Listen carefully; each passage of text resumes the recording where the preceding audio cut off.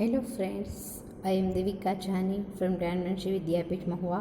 ફરી એકવાર વિડીયો પ્લેટફોર્મમાં આપનું હાર્દિક સ્વાગત છે.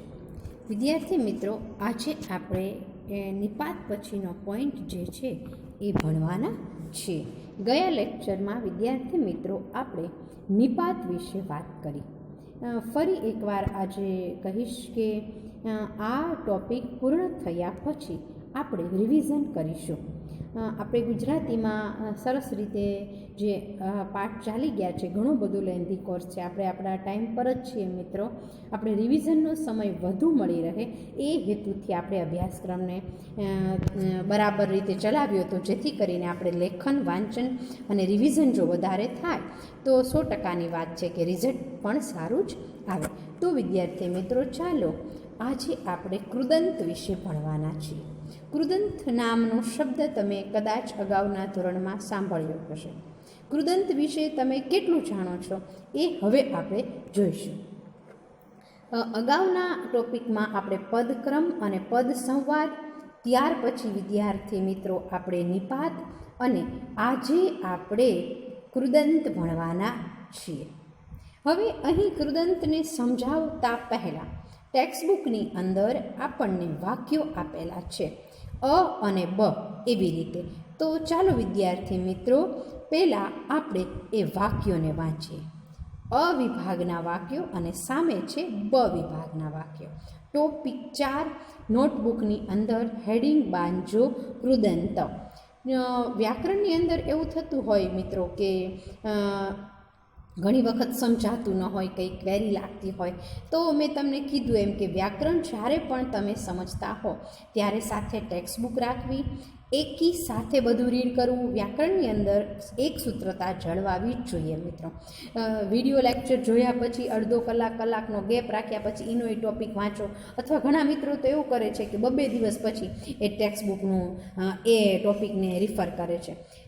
જ્યારે વ્યાકરણનો પોઈન્ટ ડિસ્કસ કરતા હોઈએ, વ્યાકરણ જ્યારે સમજતા હોઈએ ત્યારે એક સૂત્રતામાં એને આપણે લેવાનું છે મિત્રો. તો ચાલો હવે પછી કૃદંત જે છે એ આજે ભણવાના છીએ. પહેલું વાક્ય છે, ત્યાં અમે બોર ખાતા. અહીં બમાં છે ખાતા ખાતા બોલાય નહીં. હવે અહીં છે બીજું વાક્ય, આ કયું પ્રાણી બોલ્યું. અહીં છે સામે વાક્ય, બોલ્યું કોણ ન પાળે. ત્રીજું વાક્ય છે, આ કબાટ કોણે તોડ્યું. સામે એની જ સામે છે, ચોરે તાળું તોડ્યું, ન તોડ્યું ને ભાગ્યો. પછીનું વાક્ય છે ચોથું, રોજ સવારે તે શ્લોક બોલતી. સામે છે, બોલતી વખતે તેણે ઊંચે જોયું. હવે વિદ્યાર્થી મિત્રો, અ અને બ ટેક્સ્ટબુકની અંદર તમે જોયા હશે કે અમુક શબ્દોને ઘાટા કરેલા છે.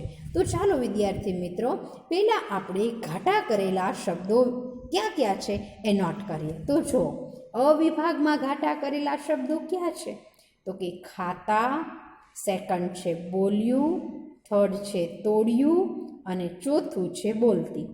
આ 4 શબ્દ જે છે એ અ વિભાગમાં ઘાટા કરેલા છે. તો ચાલો હવે વિદ્યાર્થી મિત્રો આપણે બ વિભાગ જોઈએ. તો બ વિભાગમાં ખાતા, બોલ્યું, તોડ્યું અને બોલતી. ચાલો હવે અહીંયા વાંચીએ. અહીં અ વિભાગમાં રહેલા પદો ખાતા, બોલ્યું, તોડ્યું અને બોલતી એ ક્રિયાપદો છે. જ્યારે બ વિભાગમાં રહેલા પદો ખાતા, બોલ્યું, તોડ્યું, બોલતી એ કૃદંત છે. હવે જો અહીં ખાતા શબ્દ છે, ખાવું, ખોલ્યું, તોડ્યું, બોલતી, આ શબ્દ આપણને મિત્રો ખ્યાલ જ હોય કે ક્રિયાપદ છે. પણ અહીંયા સામે એવું લખ્યું છે કે ખાતા, બોલ્યું, તોડ્યું અને બોલતી આ કૃદંત છે. હવે તમને પ્રશ્ન થવો જોઈએ કે ખાતા એ અહીં ક્રિયાપદ છે આ વાક્યમાં, અને આ વાક્યમાં ખાતા જે શબ્દ છે એ કૃદંત છે. તો એ કઈ બાબત છે કે જે ક્રિયાપદને કૃદંત તરીકે ઓળખાવે છે. તો ચાલો અત્યારે હવે આપણે કૃદંતની ડેફિનેશન જોઈ રહ્યા છીએ. જે પદો ક્રિયાપદની જેમ વર્તતા હોય પણ વાક્યમાં તેનું કાર્ય ક્રિયાપદ વ્યક્ત કરવાનું ન હોય તેને કૃદંત કહેવાય. ચાલો હવે કૃદંત અને ક્રિયાપદને બહુ જબરો સંબંધ છે. આ કૃદંતની વ્યાખ્યા છે મિત્રો, ઘણી વખત ખાલી જગ્યામાં પણ પૂછાતી હોય છે. આ વ્યાખ્યા ખાસ પાકી કરી લેવી. તો શું કીધું કે ક્રિયાપદની જેમ વર્તતા હોય પણ વાક્યમાં તેનું કાર્ય ક્રિયાપદ વ્યક્ત કરવાનું ન હોય. ક્રિયાપદ જ પહેલી નજરે આપણે રીડ કરશું વાક્ય ત્યારે આપણને એવું જ લાગશે ક્રિયાપદ છે, બહુ સાચા છીએ, પણ એનું કાર્ય ક્રિયાપદનું નહીં હોય. ક્રિયાપદની જેવી વર્તતા હોય પણ કાર્ય ક્રિયાપદનું ન હોય તેને કૃદંત કહેવામાં આવે છે. તો ચાલો હવે આ વ્યાખ્યાને આપણે સમજીએ. તો કૃદંત વાક્યનો અર્થ પૂરો કરી શકતા નથી. કૃદંત છે ને એ વાક્યનો અર્થ પૂરો કરી શકતા નથી. કૃદંતના પ્રકારો. હવે જો અહીં તમને એમ થશે કે આ વ્યાખ્યા હું છે તમને સમજાવું. અહીં છે ને આ અવાળી છે, જો આ કબાટ કોણે તોડ્યું, એમાં તોડ્યું છે ને મિત્રો એ ક્રિયાપદ જ છે, તોડવાની કબાટની ક્રિયા. શું તોડ્યું? તો ક્રિયાપદને પ્રશ્ન પૂછો એટલે જવાબ મળ્યો કબાટ. હવે જો ચોરે તાળું તોડ્યું, ન તોડ્યું ને ભાગ્યો. હવે અહીં તોડ્યું છે ને એ ક્રિયાપદ નથી, જો ક્રિયાપદની જેમ કામ કરતો નથી. ભાગ્યો પણ છે અહીંયા સાથે, એટલે અહીં કોણ ભાગ્યું? તો અહીંયા ચોરે જવાબ મળે છે.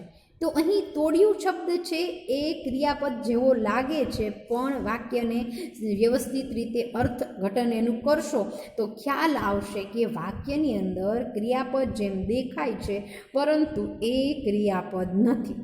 તો અહીં આપણે જોઈએ, રોજ સવારે તે શ્લોક બોલતી. હવે અહીં બોલવું છે એ ક્રિયાપદ જ છે, બહુ સિમ્પલ વાક્ય છે. શું બોલતી? તો કે શ્લોક. હવે જો અહીં છે ને બોલતી વખતે તેણે ઊંચે જોયું. અહીં તમે વાક્ય સરખી રીતે જો તો બોલતી છે ને ક્રિયાપદ નથી. અહીં આપણને આખું વાક્ય અહીં જો આપણે કોઈ પ્રશ્ન પૂછીએ ક્રિયાપદને, બોલતી પ્રશ્ન એને તેણે ક્યાં જોયું? તો ઊંચે જોયું આવશે. સમજાય છે તમને? એ નાના સ્ટાન્ડર્ડમાં ભણ્યા હશો કે ક્રિયાપદને પ્રશ્ન પૂછવાથી કર્મ મળે છે. તો અહીં આપણે એ નિયમ લાગુ પાડીએ અને જોઈએ કે આ ક્રિયાપદ છે કે નહીં. તો અહીં નથી ક્રિયાપદ આ. તો ચાલો વિદ્યાર્થી મિત્રો, હવે આપણે કૃદંત છે એ વાક્યનો અર્થ પૂરો કરી શકતા નથી. કૃદંતના પ્રકારો જોઈએ. પહેલો છે વર્તમાન કૃદંત. વર્તમાન કાળ સૂચવે વર્તમાન કૃદંત. અહીં તમારે પાકું જ કરવાનું રહેશે મિત્રો, પ્રત્યયો પાકા જ કરવા પડશે કે યાદ જ રાખવું પડશે. વર્તમાન કૃદંતના પ્રત્યયો જણાવો. તમારે કેવી રીતે પરીક્ષામાં પૂછાશે? હવે તમને જો પેલું કૃદંતની ડેફિનેશન આપી આપણે, ક્રિયાપદ જેવું લાગતું હોય પણ વાક્ય વ્યવસ્થિત વાંચવાનું, પછી ખ્યાલ આવશે કે એ ક્રિયાપદ નથી. પછી કૃદંત છે એ વાક્યનો અર્થ પૂરું કરી શકતા નથી, એ બાબત પણ તમારે નોટ કરવાની. અને ત્યાર પછી હવે આપણે વર્તમાન કૃદંત જે છે એના પ્રત્યય તો, તી, તું, તા, આ પ્રત્યય જે શબ્દને લાગે એને વર્તમાન કૃદંત કહેવામાં આવે છે. વર્તમાન કાળ સૂચવતા હોય તો ઉદાહરણો: રમતો છોકરો ક્યાં ગયો? તે ગાતી ગાતી રડતી હતી.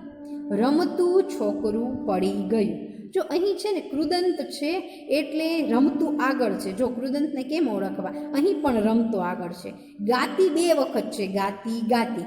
ગાતી ક્રિયાપદ નથી, રમતું ક્રિયાપદ નથી, રમતો પણ ક્રિયાપદ નથી. જો એ ક્રિયાપદ નથી તો એ છે કૃદંત. આમ સીધી રીતે કૃદંતને યાદ રાખવું હોય તો એમ કહી શકાય, ક્રિયાપદ જેવું મારે કરવું હોય તો છોકરો રમી રહ્યો છે. તો આ વાક્યમાં રમી છે એ ક્રિયાપદ છે, પણ રમતો છોકરો ક્યાં ગયો? તો રમતો જે છે એ તો પ્રત્યય લાગ્યો છે, એટલે આ જે કૃદંત છે એ વર્તમાન કૃદંત થશે. ટેક્સ્ટબુકની અંદર આપણે જેમ બોર્ડ ઉપર લખ્યા હોય એવી જ રીતે વિદ્યાર્થી મિત્રો ઉદાહરણ પણ લખેલા છે. ઉદાહરણની અંદર જે શબ્દ કૃદંત છે એને ઘાટા અક્ષરે છાપેલા છે. તમારે નોટબુકની અંદર આવી રીતે ઘાટા એની નીચે લાઈન કરવાની છે. હવે આપણને કશી ખબર નથી તો શું યાદ રાખવાનું છે? વર્તમાન કાળ સૂચવે છે, પ્રત્યય યાદ રાખવાનો છે એટલે કૃદંત ઓળખાઈ જશે. ચલો આપણે ઇઝી રીતે યાદ રાખીએ. વર્તમાન કૃદંતના પ્રત્યયો તો, તી, તું, તા અને કાળ તો કે વર્તમાન. રમતો તો અહીંયા આવી રીતે હોય, રમતો છોકરો ક્યાં ગયો, કાઉન્સમાં આપ્યું હશે. કૃદંત ઓળખાવો તો તમારે લખવાનું છે વર્તમાન કૃદંત.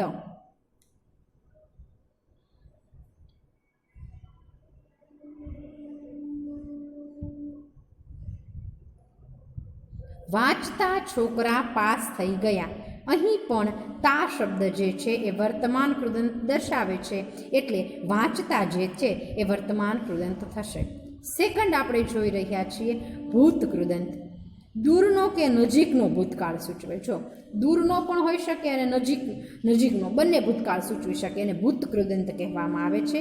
તો ભૂત કૃદંતના પ્રત્યયો આપણે જોઈએ તો એલો, એલી, એલુ, એલા, યો, ઈ અને યુ.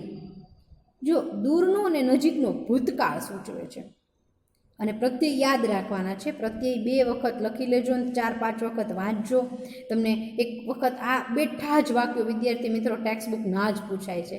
જો તમે ખાલી ટેક્સ્ટ બુકનું વ્યાકરણ રીડ કરશો ને વ્યવસ્થિત, તો તમે વ્યાકરણમાં 100% પૂરામાંથી પૂરા લઈ આવશો. કેમ કે અવારનવાર હું તો એટલા વર્ષથી જોઉં છું, બહુ ઇઝી વ્યાકરણ પૂછાય છે. પણ આપણો રીડિંગનો અભાવ છે, લેખનનો અભાવ છે, એ આપણને નડી જાય છે. બાકી ગુજરાતીમાં 90-92 અપ માર્ક આપે છે અને આવે છે. તો અહીં આપણે, અને એ માર્ક તમારા ટકાવારીમાં કેટલો, તમને ખ્યાલ હશે 5 થી 6 માર્ક ટકાવારીમાં કેટલો ફેર કરી શકે છે. તો અહીં આપણે જોઈએ તો ભૂત કૃદંત. ચાલો, એલો, એલી, એલુ, એલા, યો, ઈ, યુ. ચાલો, કોઈ કશું બોલ્યું નહીં. વેચેલી વસ્તુ કોણ પાછી લે? વેચાઈ ગઈ છે, ભૂતકાળ. જો મેં વાંચેલું મને યાદ હતું. વાંચેલું, લુ શબ્દ ભૂતકાળ સૂચવે છે. વાંચેલું એટલે અત્યારે વાંચતે, વર્તમાન નથી, ભૂતકાળમાં ભૂતકૃદંત ભૂતકાળ છે. પછી વેચેલા પુસ્તકોના પૈસા આવી ગયા. વેચાય, દૂરના નજીકનો ભૂતકાળ છે. આ વેચેલા પુસ્તકના પૈસા આવી ગયા, થોડાક સમય પહેલાં કે 1-2 દિવસ પહેલાં વેચ્યા હશે. તો અહીં વેચેલા એટલે એલા પ્રત્યય, વાંચેલું એટલે એલું પ્રત્યય, વેચેલી એટલે એલી પ્રત્યય અને બોલ્યું એટલે યુ પ્રત્યય. તો અહીં આપણે આ પ્રત્યયના આધારે સાથોસાથ ભૂતકાળ વાક્યની અંદર ચોખ્ખો દેખાય છે મિત્રો. એ તો આપણે સ્ટાન્ડર્ડ પ્રમાણે હવે કાળ તો આપણે નક્કી કરી જ શકીએ. કોઈ આપણને વાક્ય આપે તો તમે કયા કાળનું છે એ તો નક્કી કરી શકો કે ભાઈ આ છે ને ભૂતકાળની વાત છે, આ ભવિષ્યમાં થવાની વાત છે, આ વર્તમાનમાં હાલ બતાવે છે. તો બસ એ કાળ નક્કી કર્યા પછી તમારે પ્રત્યય પકડવાનો છે. પ્રત્યય અને કાળ બંને થઈ જાય એટલે તમે તરત નક્કી કરી શકશો કે આ ભૂત કૃદંત છે કે આ વર્તમાન કૃદંત છે. ચલો, ભૂત કૃદંતના પ્રત્યય એલો, એલી, એલુ, એલા, યો, ઈ અને યુ. તો અહીં જે શબ્દ અહીં આપ્યા છે કાંટા કરેલા, એ શબ્દ પરીક્ષામાં પૂછાય તો તમારે લખવાના છે કૌંસમાં ભૂત કૃદંત. કોઈ કશું બોલ્યું નહીં. વેચેલી વસ્તુ પાછી કોણ લે? વાંચેલું, વેચેલા. ચલો, હવે ભવિષ્ય કૃદંત. ભવિષ્યકાળ સૂચવે છે. એના પ્રત્યય વાનો, વાની, વાનું, નારો, નારી અને નારો. ચાલો, ભવિષ્યમાં થનારું, થવાનું, ભવિષ્યમાં થવાનું હોય એ ભવિષ્યકાળ સૂચવે. પ્રત્યય યાદ રાખવાના છે. તો વાની, વાનો, વાનું, નારો, નારી અને નારો. ચાલો, તે આવવાનો હતો, હમણાં આવશે. હજી આવ્યો નથી. જો ભવિષ્યકાળ છે, એમ આવી ગયો એમ નથી કીધું. તે આવવાનો હતો, હમણાં આવશે. એટલે ભવિષ્યમાં નજીકનો ભવિષ્ય સૂચવે છે. ભૂતકાળમાં પણ એમ હોય, નજીકનો ભૂતકાળ એ સૂચવે, દૂરનો ભૂતકાળ એ સૂચવે. એવી જ રીતે ભવિષ્યકાળમાં પણ હોઈ શકે. ચાલો, આવવાનો, વાનો પ્રત્યય એટલે ભવિષ્ય કૃદંત. વાંચનારા પાસ થઈ જવાના છે. પાસ થઈ ગયા નથી, ભવિષ્યમાં થઈ જવાના છે. સમજાય છે? એટલે ભવિષ્યકાળ. વાક્યનો કાળ નક્કી કર્યો પહેલાં તમે. ચાલો, હું તમને શીખવું છું. આ વાક્ય આપ્યું છે, તમે કેમ નક્કી કરશો કે આ કયો કૃદંત છે? આ મેં આપ્યું છે વાક્ય પરીક્ષામાં, વાંચનારા પાસ થઈ જવાના. ચાલો, પહેલાં વાક્યનો કાળ નક્કી કરીએ. વાંચનારા પાસ થઈ જવાના, થઈ ગયા નથી, ભવિષ્યમાં પાસ થઈ જવાના. એટલે પહેલું નક્કી કરી દીધું, ભવિષ્યકાળ છે. ચાલો, ભવિષ્યકાળના પ્રત્યયો આપણે મોઢે કરવાના છે. વાંચનારા, નારા પ્રત્યય છે, એટલે છે જે છે એ કયો કૃદંત આવશે? ભવિષ્ય કૃદંત.